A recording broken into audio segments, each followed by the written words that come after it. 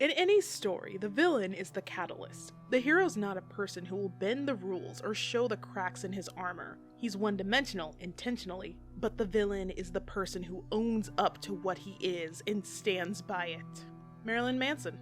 That's the purpose of a villain, challenging the hero and their ideals. While it's fine to have a villain that's just evil for evil's sake, those do tend to be the more fun ones, but there's just something about a villain with depth and motivations that I find fascinating. But unfortunately, every time a villain is given a glimpse of a backstory, sympathetic or otherwise, this has been equated with the expectation of them being redeemed. Or worse, using their backstory as a means to justify their horrendous actions. However, that's not always the case, especially for the purpose they serve to the story. And to prove so, I'm going to analyze the villains from SpiderVerse. Kingpin and the Spot, who are examples of giving a villain more depth, doesn't justify their actions, but makes them all the more compelling characters and satisfying to see defeated. Kingpin is a businessman and crime lord who, surprisingly enough, had a loving family, a wife and a son that I'm sure were unaware of Fisk's evil doings, which is why they were so surprised and appalled to see him going toe-to-toe with Spider-Man, because no good guy would ever need to fight the friendly neighborhood arachnid. So the wife storming out in a hurry with her son to get away from Fisk makes perfect sense. It's just sad that they get an unwelcoming visit from Truck-kun in the process. Since then, Kingpin has been hell-bent on getting his family back, working with top scientists on the Collider to search through the multiverse to find another version of his family for his own. Not at all considering the consequences of taking another Kingpin's family away, nor was he concerned about destroying the fabric of space and time itself.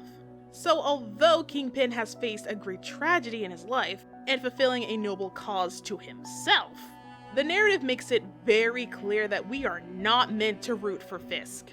This guy murked this universe's Spider-Man. It doesn't get any more cut and dry than that. Fisk was willing to rip the multiverse a new one, endanger the lives of hundreds to billions just to get his family back, and it's that tunnel vision and lack of sympathy for what might have happened if he succeeded is what makes Kingpin an excellent villain for Into the Spider-Verse. Just as the Spot is the perfect villain for Across/Beyond the Spider-Verse. Now I'm gonna be in major spoiler territory for Across the Spider-Verse, so if you haven't seen the movie yet, just skip to the conclusion and the timestamps. But if you have seen the movie, or you just don't care about spoilers for the highly anticipated sequel to the movie that single-handedly shook up the world of animation, then that's your canon and I won't be the anomaly that ruins it. Okay, so y'all remember the scientist that Miles threw a bagel at while he and Peter were escaping Alchemex? Well, it turns out that scientist gained the ability to form interdimensional portals due to the effects of the Collider blowing up in the previous movie. He was shunned by his friends, family, and job, ultimately turning to a life of crime, but treated like a joke by everyone, especially by the person who was the cause of his creation and self-proclaimed nemesis, Spider-Man. Spot was still learning to use his abilities, and once he found the potential of his holes, he went out seeking to increase his power to destroy everything Miles loves, and possibly the multiverse in the process. And that's all we know about the Spot so far. Not sure if they'll expand upon his backstory any further into part 2, but I don't think it's necessary. Even though his life was taken away from him and he's laughably pathetic, he's seeking petty revenge at an astronomical scope. Interesting backstory? Yes. Sympathetic? Kinda. Justified? Not at all. Many people tend to believe that if a villain is more than just plain evil and given more depth, that they're expected to be given a redemption arc. So would that even be conceivable for the Spider-Verse villains? Kingpin? Hell no! No amount of therapy would save this man, especially since he's always been a bad guy, and his family just learned about it in the worst way possible by seeing him fight Spider-Man, the local lovable hero.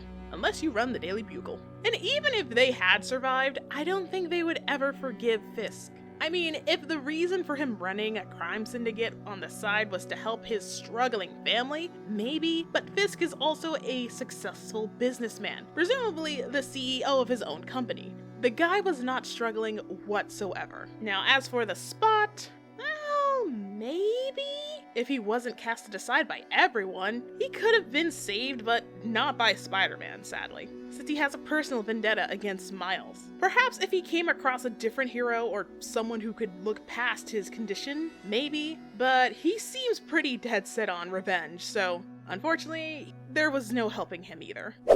The more successful the villain, the more successful the picture. Alfred Hitchcock. Oh, how this quote just rings so much truth. Just because a villain has a backstory and motivation, that doesn't mean they're going down the road of redemption, nor does it excuse or justify their actions. Kingpin and the Spot were all the more interesting due to the depths of their characters, making it all the more satisfying when they're defeated from the heightened stakes, thus executing a phenomenal film.